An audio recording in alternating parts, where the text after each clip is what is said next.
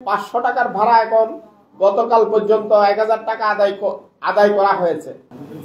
প্রতি বছর ঈদে সরকারের পক্ষ থেকে অতিরিক্ত ভাড়া আদায় বন্ধে নানান পদক্ষেপের কথা শুনি।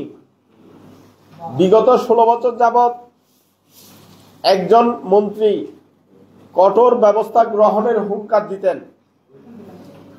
সরকার বদল হলেও অতিরিক্ত ভাড়া আদায় বন্ধ হয়নি। পরিবহনের চাঁদাবাজি কমেছে,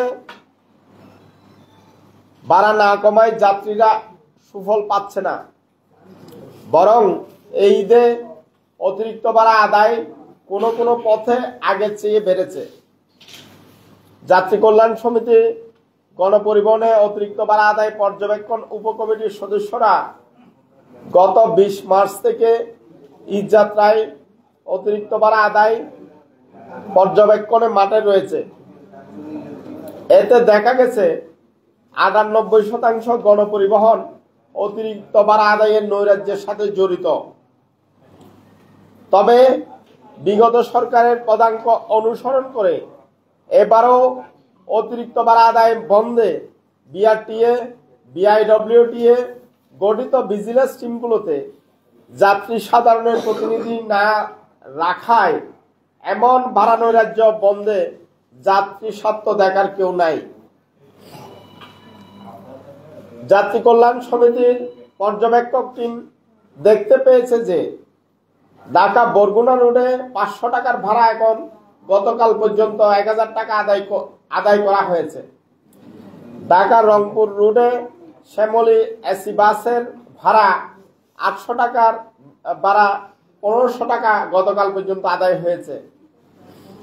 একই রুটে হানিফ এসি বাসের 1500 টাকার ভাড়া গতকাল 2500 টাকা, কোনো কোনো কাউন্টারে 3000 টাকাও আদায় হয়েছে। ঢাকা চট্টগ্রাম রুটে Green Saint Martin AC sleeper কোচের 1500 টাকা নিয়মিত ভাড়া গতকাল 2000 টাকা আদায় হয়েছে। এছাড়াও ঢাকার গাবতলী, কল্যাণপুর এবং উত্তরবঙ্গের বিভিন্ন রুটে নন এসি বাসের ভাড়া 300 থেকে 900 টাকা পর্যন্ত গতকাল পর্যন্ত বাড়তি আদায় হতে দেখা গেছে।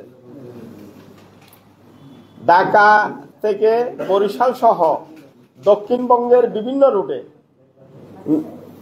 এসি নন এসি বাসের ভাড়া 300 থেকে 1000 টাকা পর্যন্ত বাড়তি আদায়ের তথ্য আমাদের পর্যবেক্ষণকালে দেখা গেছে। এছাড়াও সরকার বাসের ভাড়া 52 আসনের বাসের ভাড়া নির্ধারণ করেন, তার 40 আসনের বাসের উপর চাপিয়ে দেন, কিন্তু 52 আসনের বাসের ভাড়ার আলাদা কোনো তালিকা প্রকাশ করা হয় না। এতে করে দেখা যায় 40 আসনের বাসে যে ভাড়া আদায় করা হয়, 52 আসনের বাসও একই ভাড়া আদায় করা হয়। নৌপথে ডেস্ক শ্রেণীতে ঘুমিয়ে ঘুমিয়ে যাতায়াত করা যেত।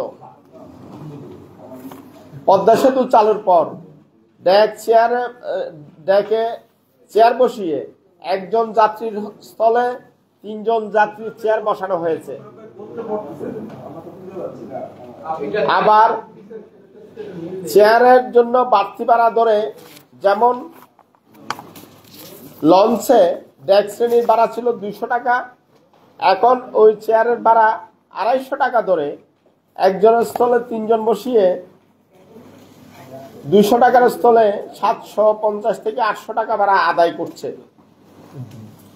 এছাড়াও ঢাকা বরিশাল নৌ রুটে ডেক শ্রেণীর 100 থেকে 200 টাকা, সিঙ্গেল কেবিনে 200 থেকে 300 টাকা, ডাবল কেবিনে 400 থেকে 800 টাকা পর্যন্ত বাড়তি ভাড়া আদায়ের তথ্য পাওয়া গেছে।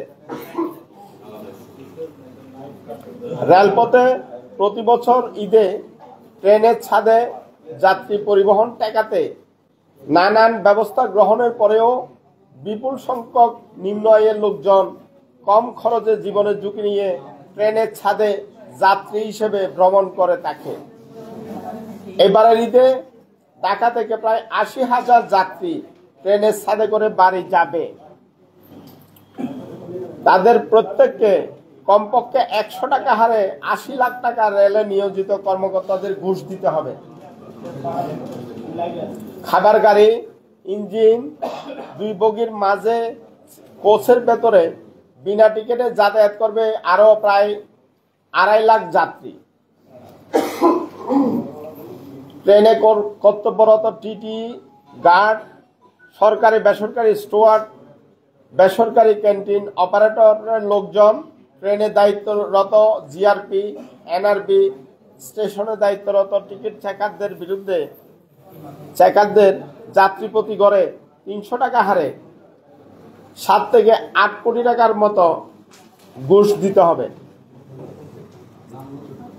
এদিকে রেলে টিকিট বিক্রয়ে জড়িত প্রতিষ্ঠান সহজের বিরুদ্ধে টিকিট কালোবাজারি, কাউন্টারে টিকিটের মূল্য বেশি নেওয়া, ব্লক করে টিকিট আটকে রাখা, ভাঙতি নেই এমন অজুহাতে নানান কৌশলে বাড়তি মূল্য আদায় করছে মর্মে পর্যবেক্ষণকালে রেলের নিয়মিত যাতায়াতকারী যাত্রীরা আমাদের টিমের সদস্যদের কাছে অভিযোগ করেছেন। প্রিয় বন্ধুরা, যাত্রী কল্যাণ সমিতির রাজধানীর গণপরিবহনে সার্বিক অবস্থা যাত্রীর পরিসংখ্যান পর্যালোচনা করে মনে করেন ঈদ যাত্রায় 20 মার্চ থেকে 31 মার্চ পর্যন্ত ঢাকা ও আশেপাশের এলাকায় ঈদ বাজার সহ নানান প্রয়োজনে সড়ক, রেল, নৌ, আকাশপথের বিভিন্ন শ্রেণীর গণপরিবহনে 22,74,90,000 ট্রিপ মানুষের যাতায়াত হতে পারে।